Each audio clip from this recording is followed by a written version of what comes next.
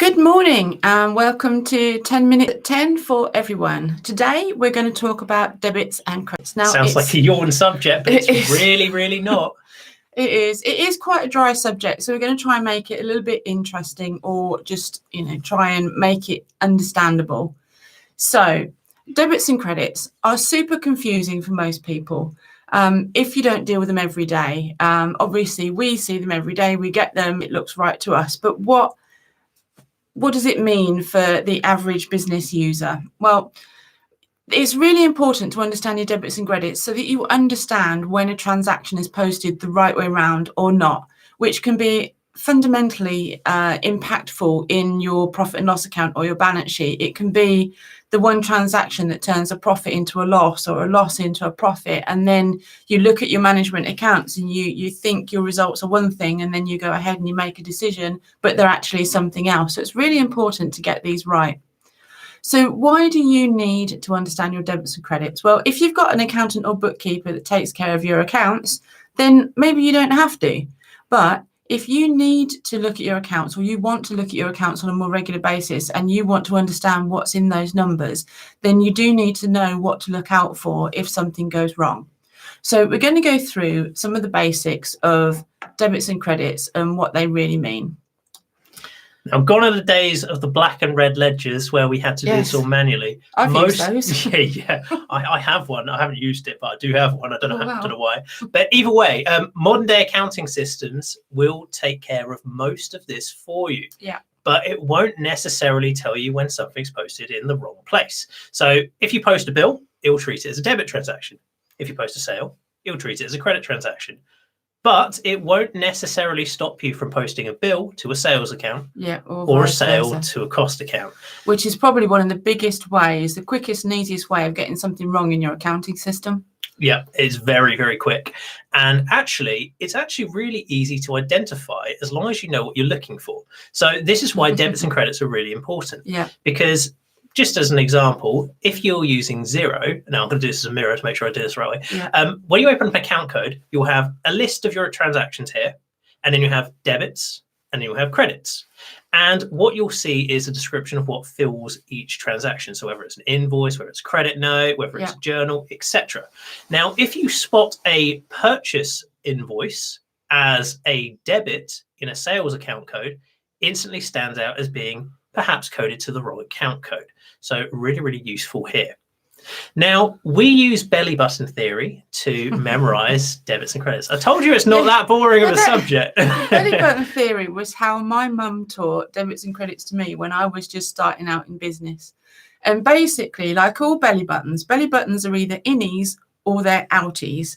And it's the same with debits and credits. Debits are innies. So in comes stock, in comes cash, in comes purchases, and credits are outies. So out go sales, out go liabilities. And when she explained that to me when I was, about 18, I think, I was actually working in a completely different career. And my mum was trying to explain the basic principles of accounts. She ran her own business, and she taught me through belly button theory, and I got it almost immediately. Never thought I would use it, because never thought I'd go into accountancy. Horses was my passion. But here I am, 30 years later, accounting. So debits are innies. They're assets or they're costs that come into your business. Credits are outies. They are sales or liabilities that go out of your business. Every debit has an equal and opposite credit. So there's a bit of yin and yang about them as well.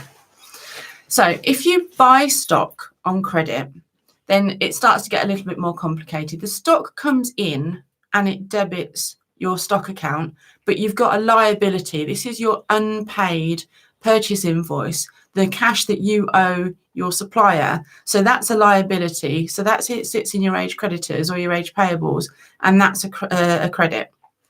On the converse side, if you buy something or if you sell something to your customer, your sale is a credit in your profit and loss, and then the debit is the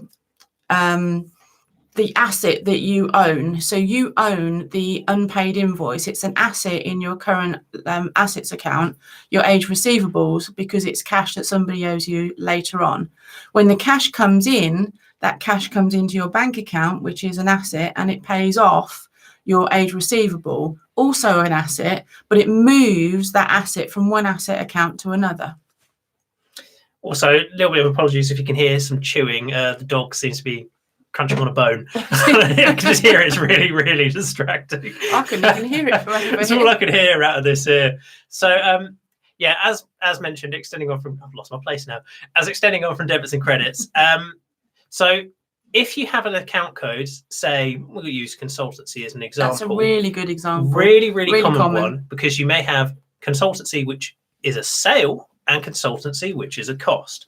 Now, if you don't necessarily have two account codes, very, very easy for the two to cross wires. And you might end up with sales posted to a cost code and the relevant costs posted correctly to the cost code. But what you actually end up with is essentially a net effect of your sales and your expenses. Yeah. So in this exact example, we would be understating our sales income, and we'd also be understating our costs as a result. So really important to get them right. Now, when we actually look at the consultancy account, as mentioned a little bit earlier about if you have zero, you have a list of debit transactions and credit transactions. Now, if you have a cost code for consultancy, we would expect to see this mainly comprised of debit transactions. Yeah. So it's a cost that's coming into our business. We're getting consultancy work in. Now, if you find credits and actually they're invoices, 9 times out of 10, it's probably a sale posted to the cost code instead. Yeah. So what we need to do is, in this exact example, split them out into 2 relevant account codes. We want one for sales consultancy and one for costs consultancy. And it's a lot more helpful if you can't remember the difference between, say, 200 account codes, which are sales, and 400 account codes, which are expenses, is just to call them sales consultancy or consultancy costs. And that way it stops you from putting the consultancy transaction to the wrong consultancy code. So we see this really, really often. So it's often a type of sale that you would have that it might not be consultancy, it might be, as social media transactions or social media advice or SEO, something like that. So if there is a typical transaction that you would have both as a sale and as a purchase, create 2 different account codes and make them really obvious as to what they are. So where exactly is the profit in our debits and credits? So we mentioned just then about consultancy. Quite simply, the profit in your debits and credits is actually understanding them. Yeah. Basically, what goes where, and most importantly, what is in the wrong place. So we mentioned briefly about consultancy. Really important to identify what it's in the wrong place, because this may change your turnover figures or, of course, your cost figures, or even both, to be honest. Yeah, but what often happens is that if something's combined into one account, then your sales is understated, your costs are understated, so your profit might be right at the bottom, but you've got the wrong mix of sales and costs, so it doesn't necessarily help you plan as well as you could do, or understand what's gone through your accounts. Makes it really difficult to review your profit and loss. Yes, because you can't identify your actual sales properly. So really important. Check these account movements regularly and make sure things are posted to the correct place. Sales and costs should not be in the same account code.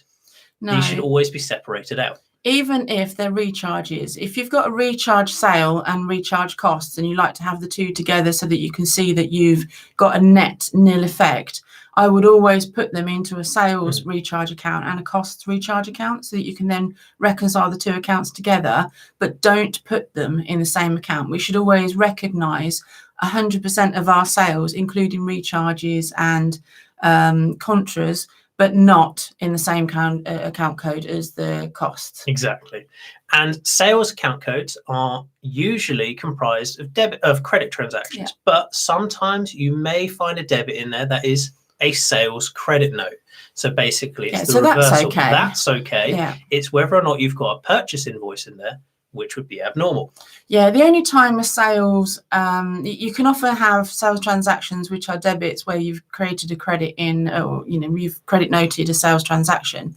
But the only time it should create a total debit balance in that account is if it relates to a different time period. Now that's probably a different issue altogether as to whether you then defer it or prepay it into the right accounting period. But if you see these kind of negative transactions in your profit and loss, if you're looking at it month by month, then that could be one reason why that would be okay. And we mentioned earlier on this week about profit and loss and balance sheet and what might look abnormal.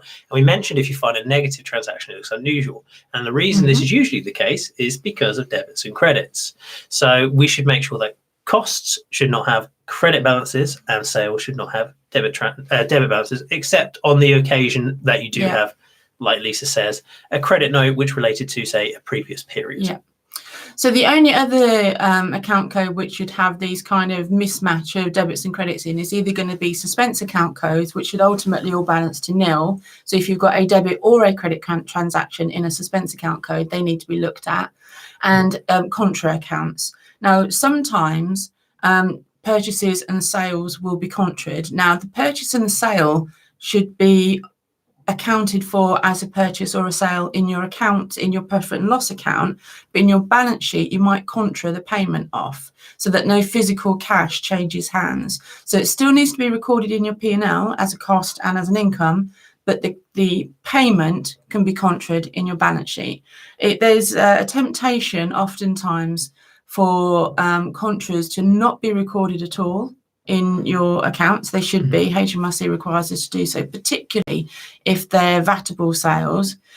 Even more so important if you've got a VAT sale and a non-VAT purchase, because the amount is different in your P&L and you need to pay the sales VAT, but the physical cash amount that you're offsetting might be the same. So you need to look out for that one. Yeah, contras are really important on that basis. Yeah, we've seen that a lot of times before where people think, this is what I'm selling to you, this is what you're selling to me. I'm just going to net the two off and just post nothing. Which is fine. Well, that bit's not fine. That's not fine. Netting the two off and creating a contra transaction is fine, but not posting them at all. Yeah. And then what you often see with contras is that one side of the contra has been paid off and the other side hasn't. So that's something to look out for. That will create a debit or a credit balance in a balance sheet account that you haven't really paid proper attention to. So that's it for today. Thank you for joining us. If you are in the BBB club, then please log into the club and take a deeper dive into today's session on debits and credits. And if you're not a club, join us and we'll teach you more about your accounts and your business bookkeeping. Thank you very much. We'll see you tomorrow. Bye.